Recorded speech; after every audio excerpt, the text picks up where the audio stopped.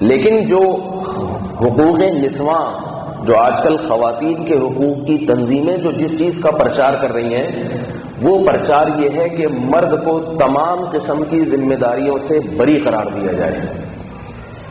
Girl friend کا culture معاشرے میں لایا جا رہا ہے، گرل فرینڈ کا کلچر،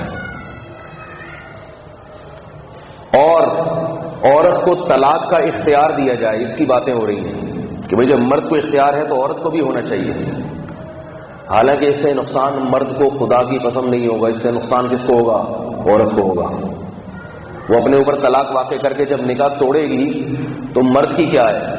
مرد کو بازار میں اتنا کچھ مل رہا ہے منہ کالا کرنے کے لیے، وہ کہے گا میرے ذمہ ایک چیز تھی، ایک ذمہ داری تھی میری، وہ ذمہ داری ختم ہو گئی، اور عورت در بدر کی ٹھوکریں کھاتی پڑے گی، کھاتی پھرے گی۔ جب سے ہمارے ملک میں عدالت کی خلا کا جو یہ بھی رواج ہوا ہے نا، جو جناب جنرل پرویز مشرف صاحب نے قانون پاس کیا تھا کہ عورت جب شوہر کے ساتھ نہیں رہنا چاہتی، چاہے شوہر کا قصور ہو یا نہ ہو، عدالت کو اختیار ہے کہ وہ نکاح ختم کر دے۔ اس کے بعد سے عورتوں اور خواتین پہ ظلم میں اضافہ ہوا ہے، کمی نہیں ہوئی ہے۔ سمجھ رہے ہو بات کو کہ نہیں سمجھ رہے؟ ہوا یہ کہ بہت ساری خواتین نے عدالتوں سے جا کے خلا لیے۔ اب جب کہیں اور شادی کی ہے تو ظاہر ہے ہمارے معاشرے میں طلاق یافتہ عورت کا وہ مقام نہیں ہوتا، تو اس دوسرے مرد نے بھی نباہ نہیں کیا۔ تھوڑے دن اس کو بھی ایک ہوس تھی، اس کو بھی یہ پتا ہے کہ جو عورت اپنے شوہر کے ساتھ، پہلے شوہر کے ساتھ جس نے وفا نہیں کی، وہ میرے ساتھ وفا کیوں کرے گا؟ وہ چسکے لینے کے لیے اس نے عورت کو الو بنایا، سبز باغ دکھائے، سمجھ رہے ہو بات؟ خوبصورت باغ دکھائے۔